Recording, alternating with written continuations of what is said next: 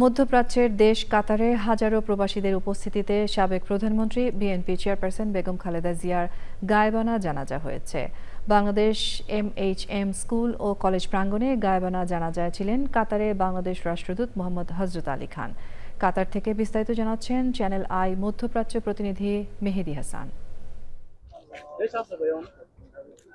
বাংলাদেশের প্রথম নারী প্রধানমন্ত্রী বিএনপির চেয়ারপারসন বেগম খালেদা জিয়াকে শেষ শ্রদ্ধা জানাতে উপস্থিত হয়েছিল হাজারো প্রবাসী। Qatari Bangladeshi MHM school and college প্রাঙ্গণে দলমত নির্বিশেষে হাজারো প্রবাসীদের উপস্থিতিতে অশ্রুসিক্ত চোখে গায়েবানা জানাজার মাধ্যমে শেষ বিদায় জানান বাংলাদেশের সাবেক প্রধানমন্ত্রী বেগম খালেদা জিয়াকে।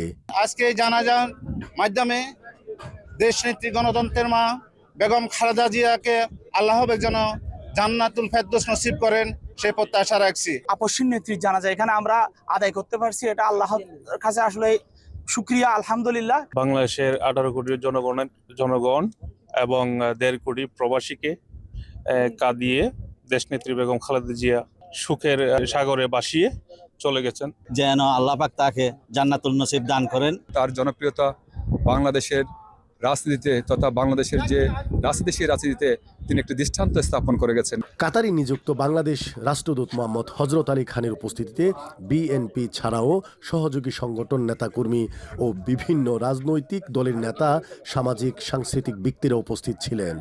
দল ও মত নির্বিশেষে সব দল ও মতের মানুষের উপস্থিতি ছিল চোখে পড়ার মতো। আপনারা দল মত নির্বিশেষে সকল মানুষ ওনার জন্য দোয়া করবেন, ওনাকে যেন আল্লাহ জান্নাত নসিব করেন এবং বাংলাদেশের সকল ধরনের সমস্যা কাটিয়ে বাংলাদেশ যেন সামনের দিকে এগিয়ে যায়।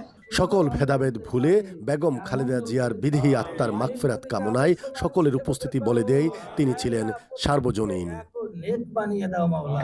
বিএনপি ছাড়াও এখানে অন্যান্য দলের নেতাকর্মীরা উপস্থিত ছিলেন এবং সেই সাথে ছিলেন হাজারো প্রবাসী। খালেদা জিয়াকে শেষ বিদায় জানানোর জন্য গায়েবানা জানাজায় উপস্থিত হয়েছিলেন। মেহেদী হাসান, চ্যানেল আই, দোহা, কাতার।